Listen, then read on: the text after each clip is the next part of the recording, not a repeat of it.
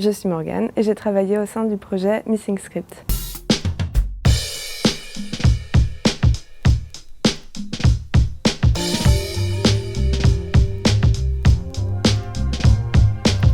Avant d'arriver à la NRT, j'ai commencé en tant que designer graphique. J'ai intégré la NRT avec un projet de recherche sur des pictoïdéogrammes qui viennent du Nigeria, qui s'appelle le NCBD. En même temps, j'ai intégré le projet The Missing Script qui a déjà démarré en 2016 avec un autre étudiant-chercheur. On a recensé à ce jour 294 écritures dans le monde. Il se trouve que 131 ne peuvent pas être écrites sur un ordinateur, ne peuvent pas être tapées, on ne peut pas envoyer des messages avec. Pourquoi? Parce qu'elles ne sont pas encodées. Alors ça, c'est une affiche qui a été faite par Johannes Berger-Rosen qui représente tous les signes de l'Unicode. Ça comprend aussi les emojis.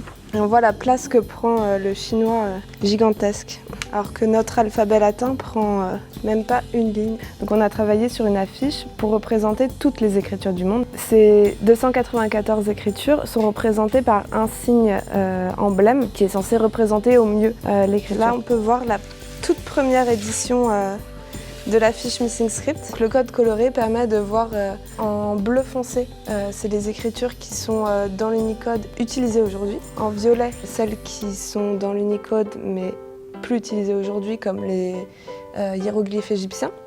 Tous les rouges orangés sont des écritures qui sont manquantes, les Missing Script.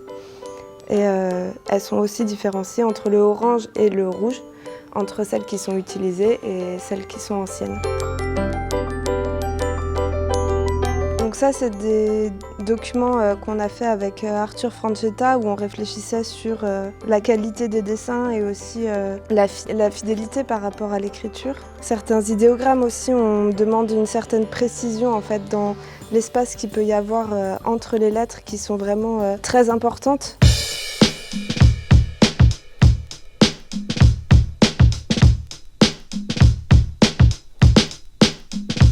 Cette affiche, elle évolue tous les ans. À chaque fois que l'Unicode fait une mise à jour, on met à jour ces informations.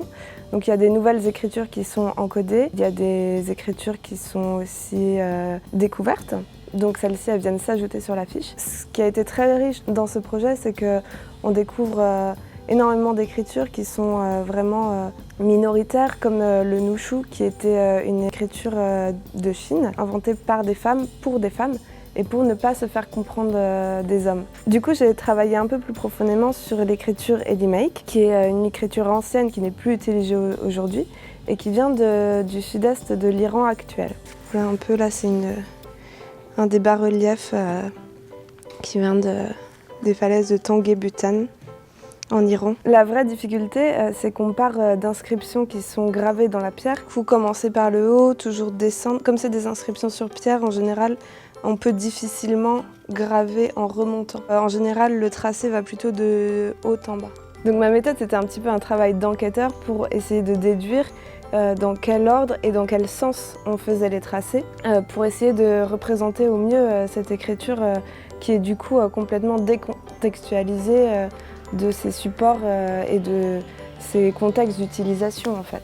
Donc tout ce travail que j'ai mené a abouti à la première police typographique pour représenter l'écriture elymaique et est maintenant distribuée par Google. Donc c'est quoi l'intérêt? C'est que les archéologues, les linguistes qui vont étudier ces écritures, qui vont étudier ces inscriptions, vont pouvoir retranscrire avec la bonne police de caractères les inscriptions qu'ils vont rencontrer. Alors le projet The Missing Script est évidemment un projet à long terme. Il y a 131 Missing Script encore à ce jour, donc chaque année la NRT invite de nouveaux étudiants-chercheurs pour travailler sur de nouvelles Missing Script.